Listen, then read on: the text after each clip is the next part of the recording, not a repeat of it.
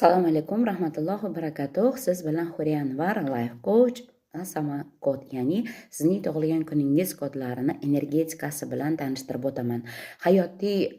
Hayotingizda to'g'ri keladigan tomonlarini, ya'ni life coach bu hayot ustozi degani va albatta bu energetikani siz har doim o'z tug'ilgan kuningizdagi energetika bu ong sistemangiz va bu ong sistemangizda siz energetikani manfiy va musbatda qabul qilasiz va albatta uni muvozanatini saqlashingiz kerak. Har bir energetikani o'z shakli bor yer olamida. Biz bu shaklda qanchalik darajada yer olamida mahorat bilan yasab taqdim eta olsak, bu bizda aynan talant va iste'dodimiz. Bunga nisbatan bizni qanchalik to'g'ri ongli taqdim eta olsak, o'zimizni kashf qilsak, biz hayotda to'g'ri yashaymiz, osonroq yashaymiz. Ongimizda programmasini bergan bo'lamiz. Shuning uchun sizda hayotingizda sifati oshishi uchun bu narsalarni diqqat bilan eshiting. Siz qaysi chislada tug'ilgan bo'lsangiz, boshqa sanada tug'ilganlar albatta kommentariyaga qoldiring, like tugmasini bosing. 16-sanadagilar ham bundan-da kengroq ma'lumotlarni kontentimdan topishingiz mumkin. Podpiska tugmasini bossangiz yo'qotib qo'ymaysiz. Qarang, bu insonlardagi manfiy va musbatlarini aytib o'taman. Albatta musbat tomonlama.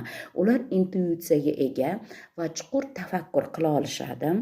Keyin qiyinchiliklar orqali kuchliroq bo'lishadi. Keyin tizim va ma'naviy taraqqiyot yaratishadi. Ya'ni shunaqangi qabuli bor energetikani va buni iste'dod, ya'ni qobiliyat berilgan Alloh tomonidan.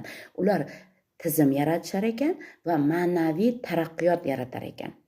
Endi qarangki, haqiqatni ko'ra olish qobiliyati ham bor ekan. O'zini yangilash va o'zgartirish qobiliyati ham bor ekan. Endi esa minus tomonlarini albatta ko'rib chiqamiz.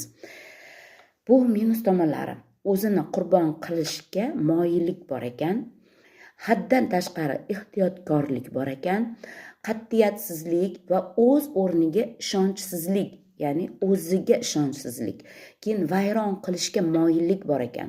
Yana uzoq muddatli izolyatsiya, ya'ni uzoq muddatga o'zini jamiyatdan, oiladan, yaqinlaridan olib qo'yib jim bo'lib oladi ba'zi bir insonlar. Arazlaydi. Mana shunaqangi holatlari bor ekan. Endi esa sizga albatta sizdagi energetikani plyuslarini aktivlashtirish uchun qanday meditatsiyalar, qanday affirmatsiyalar aynan sizga bog'liq. Qanaqangi temperatura